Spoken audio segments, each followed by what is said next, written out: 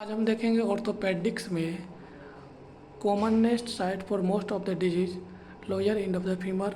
Risk factor क्या क्या हो सकता है तो highly virulent organism, mall nourishment, vitamin D deficiency, hypocalcaemia and hyper parathyroidism. Immuno compromise में देखेंगे जो पेशेंट कोर्टिकोस्टेरॉइड पर आता है, जिसको HIV इन्फेक्शन है या फिर ओल्ड एज है, ये सब इम्यूनो कंप्रोमाइज पेशेंट होते हैं। सेनिलिटी, उसके बाद osteoporosis due to the menopause, जो पोस्ट मेनोपॉजल एज ग्रुप है उसमें ऑस्टियोपोरोसिस होने का ज़्यादा चांस रहता है। Wear and tear of bone due to the heavy workload. अब हम ऑर्थोपेडिक्स में अगला देखेंगे टॉपिक क्लिनिकल फीचर, जिसमें कि पेन होगा, इनएबिलिटी टू मूव होगा, स्वेलिंग होगा, रेडनेस होगा, वीकनेस होगा, डिफॉर्मिटी होगा, जॉइंट पेन होगा, फीवर होगा, रेडनेस, स्वेलिंग, पेन, ये सब साइन ऑफ इन्फ्लामेशन है। डिस्चार्जिंग साइनस में piece of bone in the discharge. अब हम ऑर्थोपेडिक्स में अगला देखेंगे इन्वेस्टिगेशन।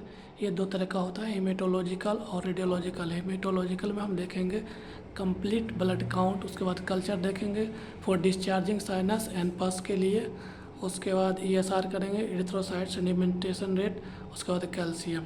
उसके बाद रेडियोलॉजिकल में आएंगे तो एक्सरे कराएंगे, अल्ट्रासोनोग्राफी करेंगे, bone scan, technetium 99, indium 111 ETC का करेंगे, और उसके बाद CT स्कैन करेंगे, उसके बाद MRI करेंगे।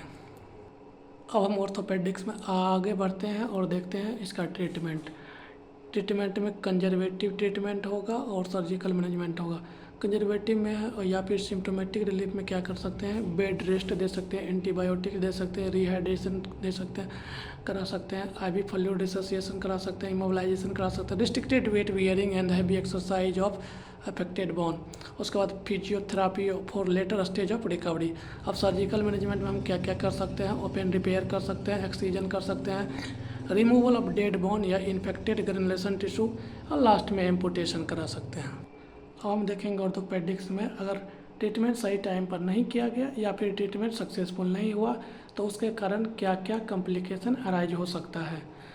तो पहला है एक्यूट एक्जर्वेशन, उसके बाद pyogenic arthritis, septicaemia, pathological fracture हो सकता है, ग्रोथ डिफॉर्मिटी में shortening, lengthening and deformation of bone हो जाएगा, जॉइंट स्टिफनेस हो सकता है, टेंडरनेस हो सकता है, डिसेबिलिटी हो सकता है, रिस्ट्रिक्टेड मोबिलिटी हो सकता है।